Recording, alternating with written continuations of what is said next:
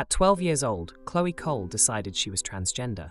At 13, she was put on puberty blockers and prescribed testosterone. At 15, she underwent a double mastectomy.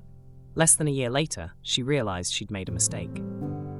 What you are about to hear, in an emotionally charged testimony, Chloe Cole, a 19-year-old detransitioner, who spoke out against the dangers and potential harms of gender-affirming care for minors.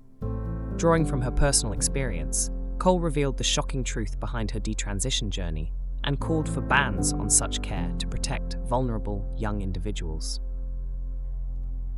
Cole's powerful account of her transition and subsequent detransition sheds light on the complexities and potential risks associated with gender-affirming care. Her story serves as a stark reminder of the need for careful consideration and evaluation of these treatments, particularly when it comes to minors who may not fully understand the long-term consequences of such life-altering decisions. Let's listen to what she is saying from her own experience. For all the moms and dads today, this is a big eye-opener to listen to your heart and do what's right for your children's well-being. You need to place your foot down and have them wait until they have reached maturity to make these irreversible changes, as it will be for the rest of their lives. My name is Chloe Cole, and I am a detransitioner. Another way to put that would be, I used to believe that I was born in the wrong body, and the adults in my life whom I trusted affirmed my belief, and this caused me lifelong, irreversible harm. I speak to you today as a victim of one of the biggest medical scandals in the history of the United States of America.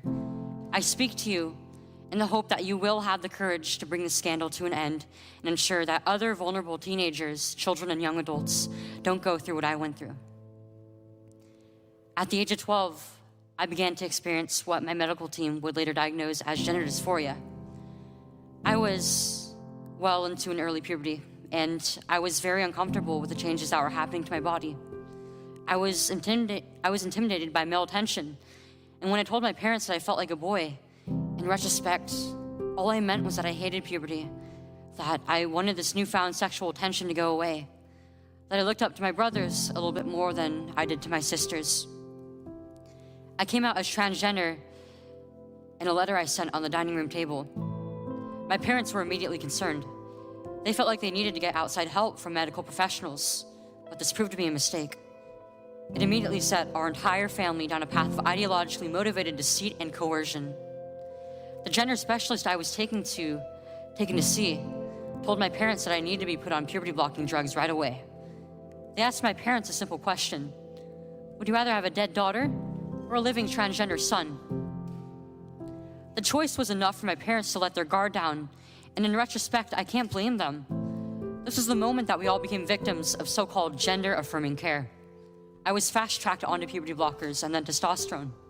The resulting menopausal-like hot flashes made focusing on school impossible. I still get joint pains and weird pops in my back, but they were far worse when I was on the blockers. A month later, when I was 13, I had my first testosterone injection. It's caused permanent changes to my body. My voice will forever be deeper, my jawline sharper, my nose longer, my bone structure permanently masculinized, my Adam's apple more prominent, my fertility unknown. I look in the mirror sometimes and I feel like a monster. I had a double mastectomy at 15. They tested my amputated breast for cancer. And I was cancer-free, of course. I was perfectly healthy.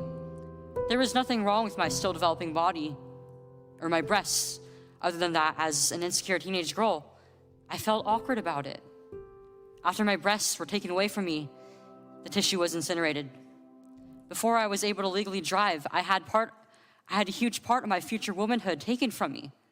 I will never be able to breastfeed. I struggle to look at myself in the mirror at times.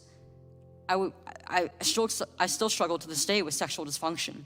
And I have massive scars across my chest, and the skin grafts that they took of my nipples are weeping fluid today, and they were grafted into a more masculine positioning, they said. After surgery, my grades in school plummeted.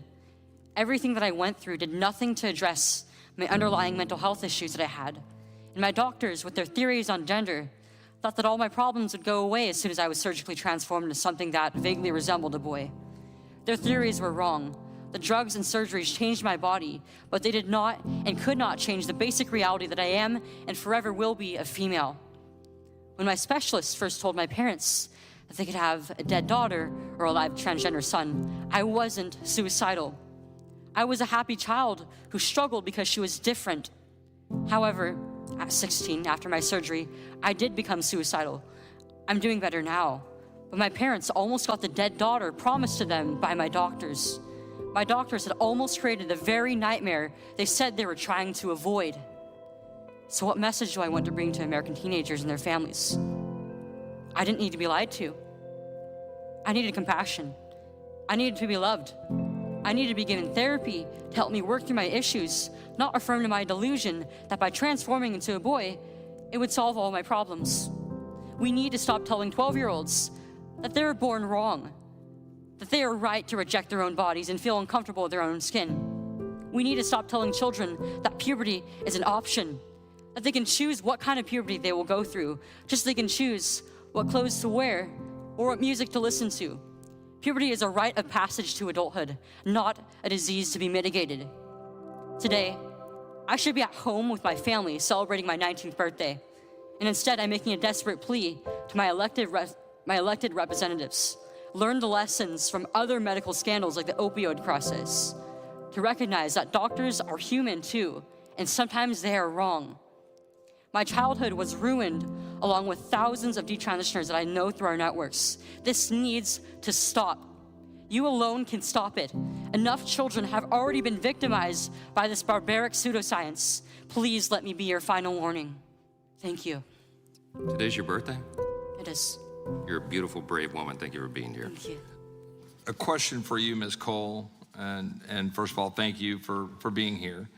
I've heard some of my colleagues on the other side of the aisle use words like, this frightens me, this hearing. They're frightened by us having a hearing in which you are able to speak to the world about what you have gone through.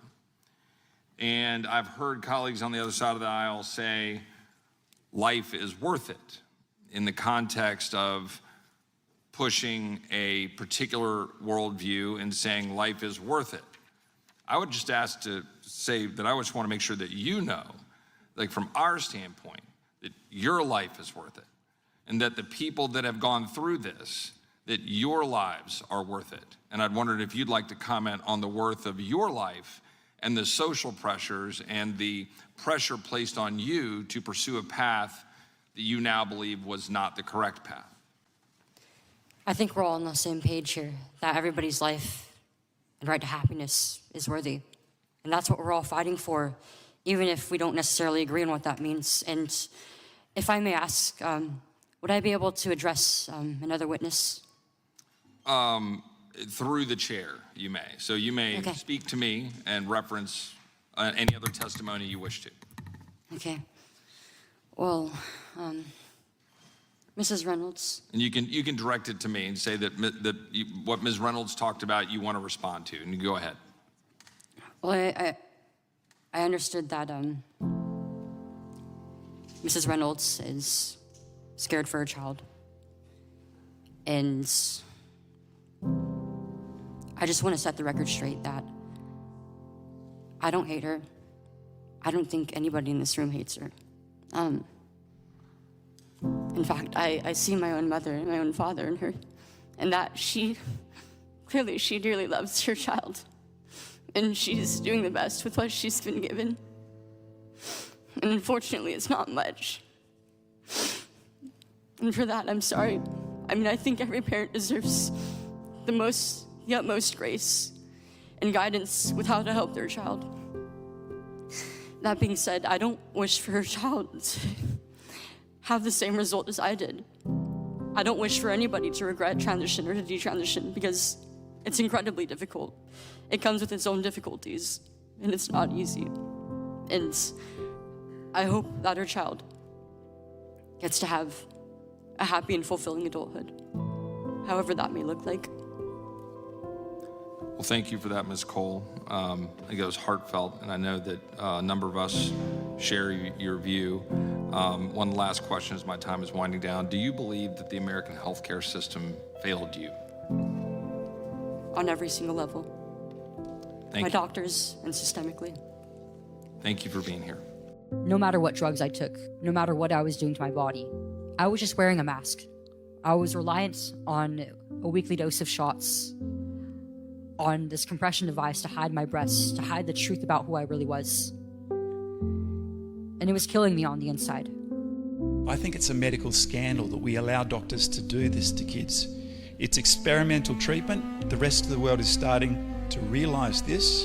And it does feel like at the moment that child psychiatrists are currently pretending to their colleagues and to themselves that they were never anxious and confused teenagers who were at risk of launching headfirst into something they would later regret. This major choice in my life was a mistake.